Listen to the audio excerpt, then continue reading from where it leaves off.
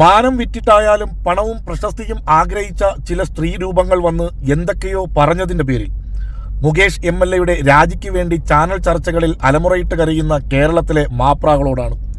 വേണു എന്ന ഞരമ്പനെ ഒരു മാധ്യമ സ്ഥാപനത്തിൽ നിന്നും പുറത്താക്കിയത് ദണ്ഡിയാത്രയിൽ പങ്കെടുത്തതിൻ്റെ പേരിലായിരുന്നില്ല, മറിച്ച് കൂടെ ജോലി ചെയ്യുന്ന പെണ്ണിനോട് മോശത്തരം കാണിച്ചതിൻ്റെ പേരിലായിരുന്നു.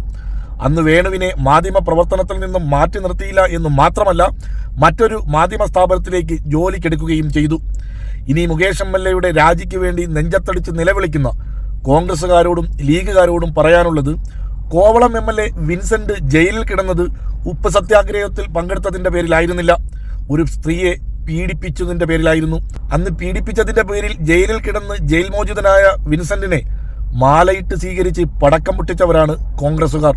ഇനി മറ്റൊന്ന്, എൽദോസ് കുന്നപ്പള്ളി ഒളിവിൽ പോയത് സ്വതന്ത്ര സമര പോരാട്ടത്തിൽ പങ്കെടുത്ത സ്വതന്ത്ര സമര സേനാനികളെ പോലീസ് തിരക്കിയപ്പോഴായിരുന്നില്ല, അതും ഒരു പെണ്ണിനെ പീഡിപ്പിച്ച് പിച്ച് ചീന്തിയതിൻ്റെ പേരിലായിരുന്നു. ഈ രണ്ട് MLAമാർക്കും ഇല്ലാത്ത ഒരു ധാർമ്മിക ബോധവും മുകേഷിനെ പഠിപ്പിക്കാൻ നിങ്ങൾ മുന്നോട്ട് വരണ്ട. മാപ്രാകളും കോൺഗ്രസും കോലീബികളുമൊക്കെ മുകേഷിൻ്റെ രാജിക്ക് വേണ്ടി അലമുറയിടുന്നത് രാഷ്ട്രീയമാണെന്ന് പറയാം. പക്ഷേ കോലീബികളുടെ അടുക്കളപ്പുറങ്ങളിൽ നിന്ന് കിട്ടുന്ന എച്ചിലും നിന്ന് സോഷ്യൽ മീഡിയയിൽ അഭിനവകാല സഖാവിൻ്റെ കുപ്പായവും ഇട്ട് ചെഗുവേരയുടെ ഫോട്ടോ കവർ ഫോട്ടോയാക്കി പ്രൊഫൈലാക്കിയ അരിവാള് കൊടുവാളാക്കി സമയാസമയം പാർട്ടിക്ക് ക്ലാസ് എടുക്കുന്ന അഭിനവകാല സഖാക്കളോട് ഒന്നേ പറയാനുള്ളൂ, നിങ്ങൾ ചെയ്യുന്നത് സോഷ്യൽ മീഡിയയിലെ ഏഴാം കൂലി പണി മാത്രമാണ്. അത് നിങ്ങൾ തുടർന്നുകൊണ്ടേ ഇരിക്കുക. ഈ ആരോപണം ഉന്നയിച്ച സ്ത്രീരൂപങ്ങളൊക്കെ കുടുംബചിത്രങ്ങളിൽ അഭിനയിച്ച് പ്രശസ്തി നേടിയവരായിരുന്നില്ല, മറിച്ച് പണത്തിനും പ്രശസ്തിക്കും വേണ്ടി എന്ത് റോളും ചെയ്യാൻ തയ്യാറായി നിൽക്കുന്നവരായിരുന്നു. മിനു കുര്യൻ എന്ന മിനു മുനീർ അഭിനയിച്ച ഒരു തമിഴ് സിനിമയുടെ രംഗമാണ് ഈ ഓടുന്നത്.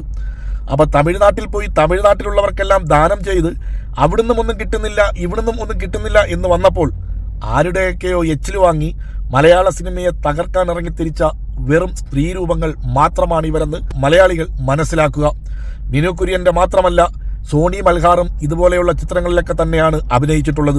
അവരാരും അഭിനയിച്ചത് മലയാളികൾ ഏറ്റെടുത്ത കുടുംബ ചിത്രങ്ങളിലായിരുന്നില്ല, മറിച്ച് ചെറുപ്പക്കാർക്ക് ഹരം കയറ്റാൻ വേണ്ടി ഇറക്കിയ സിനിമകളിൽ മാത്രമായിരുന്നു എന്നും കൂടി മലയാളികൾ മനസ്സിലാക്കുക.